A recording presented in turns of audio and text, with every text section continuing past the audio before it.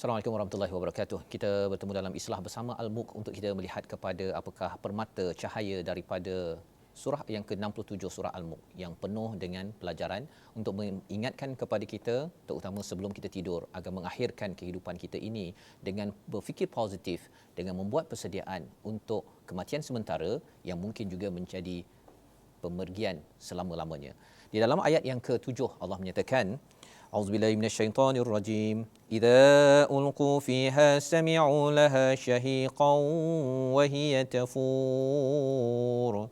Apabila mereka dilemparkan ke dalamnya, ke dalam neraka Allah, mereka mendengar suara neraka yang mengerikan sedangkan neraka itu membara.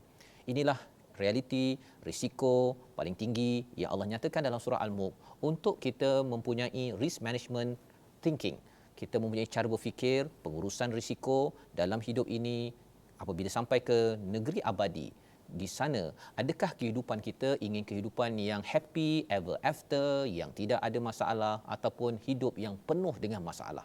Kita sudah tentu, kita kadang-kadang membuat persediaan untuk 3-4 bulan untuk bercuti, ya, untuk cuti 3 hari. Itu pun kalau dapat bercuti. Kadang-kadang dah rancang-rancang PKP, tak boleh bercuti, ya. Ini kita merancang 60 tahun, 70 tahun untuk bercuti berapa lama? Bukan untuk 100, 200, 300 tahun, tapi bercuti selama-lamanya. Kita kalau boleh nak bercuti di tempat yang indah, yang tak payah kena denda, tak payah kena bayar, tak payah lagi kena cancel cuti disebabkan PKP, dan negeri itu adalah namanya Al-Hayatul Akhirah, kehidupan di akhirat. Maka Allah menyatakan kehidupan di sana itu nanti kalau tidak dibuat persediaan, orang-orang yang tak buat persediaan dicampak ke dalam neraka. Apakah berlaku? Syahiqan wa hiya tafur. Iaitu syahiqa ini adalah bunyi mengerikan seperti bunyi keldai.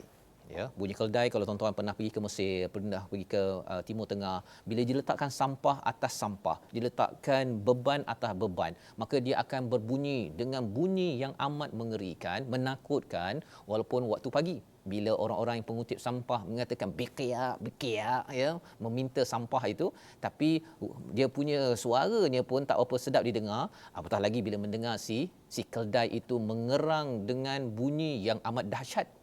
Itu adalah bunyi bagi orang-orang yang dicampakkan ke dalam neraka kerana tempatnya tidak indah.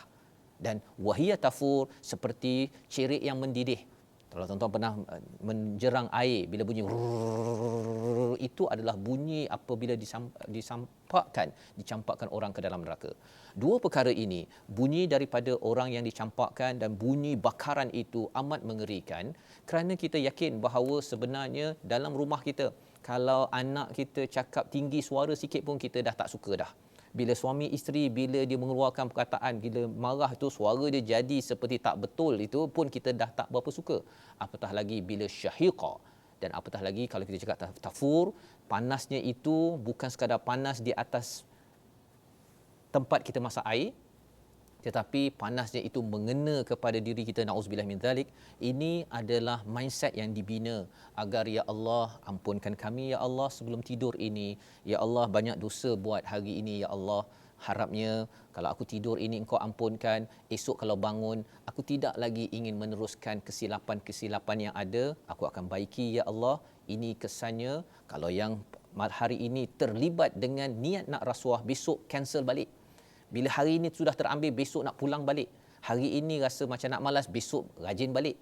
Itu kesan bila kita melihat tadabbur peringatan daripada ayat nombor 7 surah Al-Mulk.